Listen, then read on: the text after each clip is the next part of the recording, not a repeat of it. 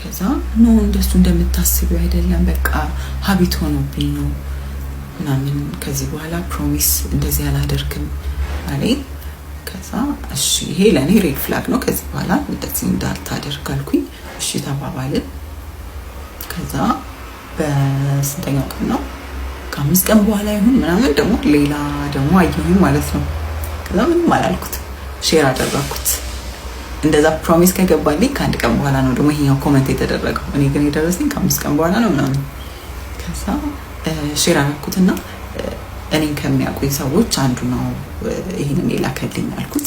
ከዛ ያንቺ ሰዎች ደግሞ ይሄ ብቻ ነው እንደምታያቸው ያንቺ እኔ እኮ የማንንም ቪዲዮ ሪፖስት አድርጌ አላውቅም ያንቺ ነው ያደረኩት አለኝ እና የስራ አካውንቴ ላይ ገብቶ ወደ 40 ምናምን ቪዲዮ ሪፖስት አድርጎታል ማለት ነው የኔ።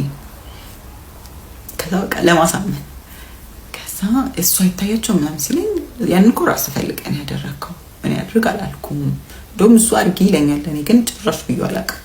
ከዛ ማንንም እኮ የለም ከፈለክ ሪሙቭ አድርገው አልኩት። ከዛ ለምን አደርገዋለሁ ይሄን ምናምን አለ። ከዛ እኔ በቃ ከዚህ በኋላ አልፈልግም አልኩት። አልፈልግም በቃ ለምን ባለፈው ፕሮሚስ ገብተህ ነበር አሁን ፕሮሚስ ግን አልጠበቅም ምናምን አልኩት። ከዛ በጭራሽ እንደዚህ አይደለም እኔ ልምድ ሆኖብኝ ነው በእናቱ ማለልኝ እንደዚህ ምናምን ብሎ ማለት ነው። ከዛ በቃ እኔ ከጎን ያደረግነው አለ እሱን አጥፍቼዋለሁ በቃ አልፈልግም ብዬ ከዚህ በኋላ ብዬ ትቼዋለሁ።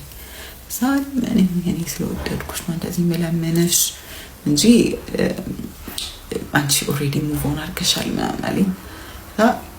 ሲለምነኝ እሺ የመጨረሻ ነው ከዚህ በኋላ ግን አንድ ነገር ባይ ምንም ላንተ ራሱ ምንም ነገር አልነግርህም ዝም ብዬ ነው ሙቭ ኦን ማድረገው አልኩት።